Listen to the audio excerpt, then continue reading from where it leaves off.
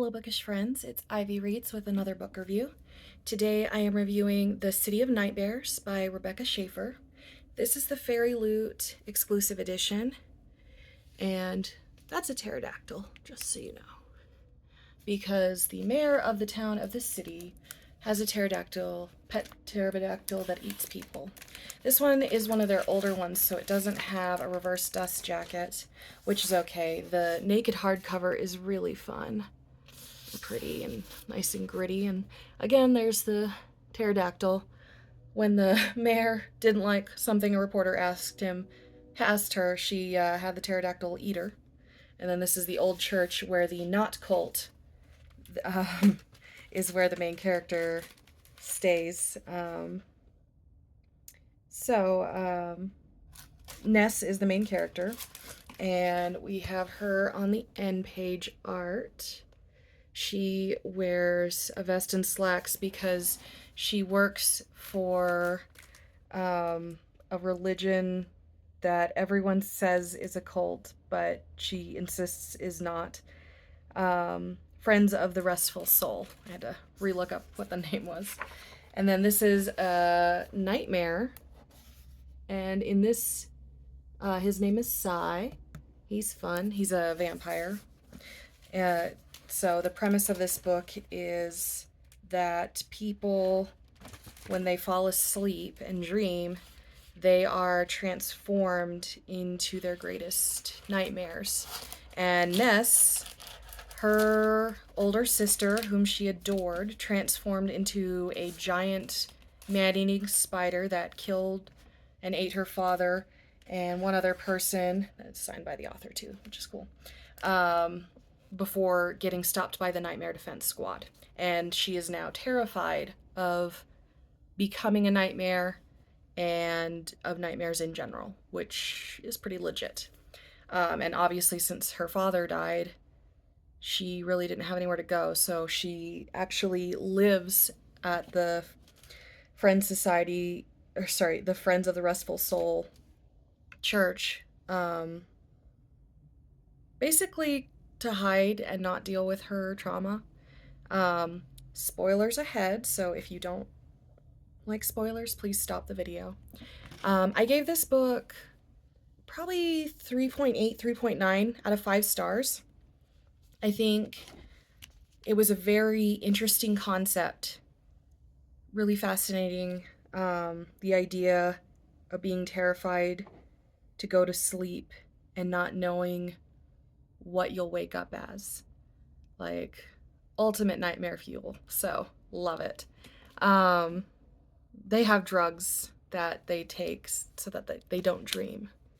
But I think my favorite thing was the overarching message of how allowing fear, making every decision in life out of fear, just traps you in a cage, which is interesting because the sequel is called Cage of Dreams, so I'm curious how that'll play in. City of Nightmares, fairly obvious. There's a lot of nightmares walking around. And that's what they call people like Psy, who transformed while they were sleeping. They're nightmares now.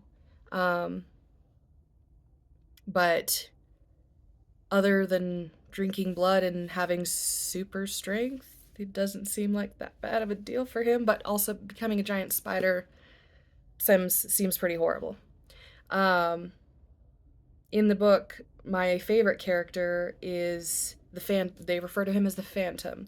He appears in people's nightmares, and lots of people have reported seeing him, but no one ever reports the same thing. But when Ness meets him, he's like, "Oh, you're a lucid dreamer. That means we can talk."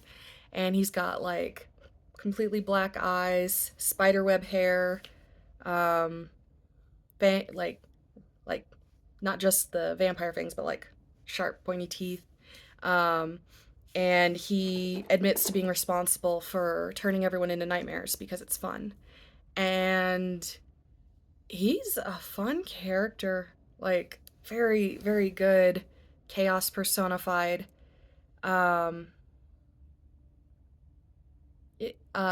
Later in the book, he explains that the reason he does what he does, beyond being bored, is he's giving people what they want. He's like, so this serial killer had a dream the other day, and he's so terrified of getting caught and of having his freedom taken away. So I took away his arms and his legs and his eyes. No, I left his mouth because he still needs to eat. But now they can't take anything away from him. And so it's like a game of genie where you try to grant the wish in the most horrific way possible. He's like, but no, it's a good thing. I turned him into a flesh-eating worm, and so now he can just be himself. I'm doing him a favor.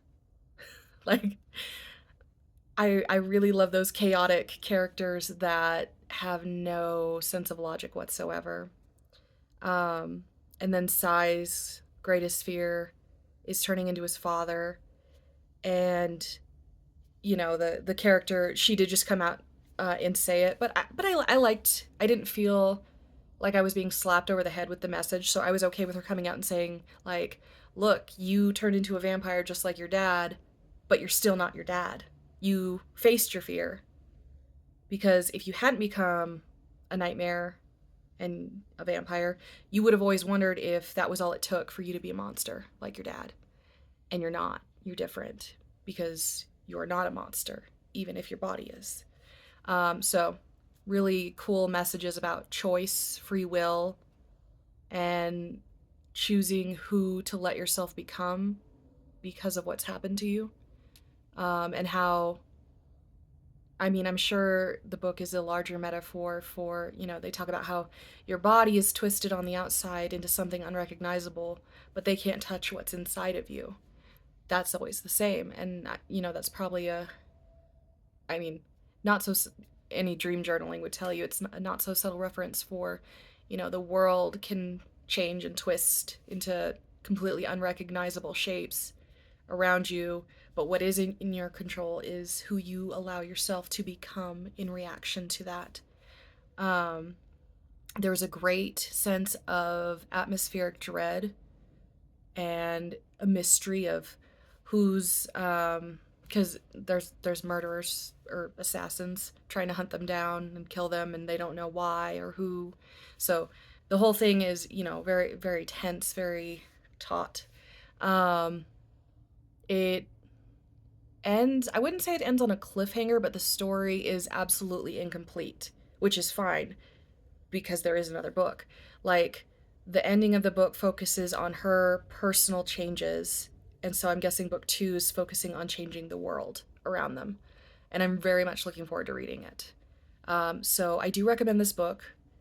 I think I'm gonna up it to 3.9, maybe 4 stars. It's a good book. It's a good book. I recommend it. Thanks, guys.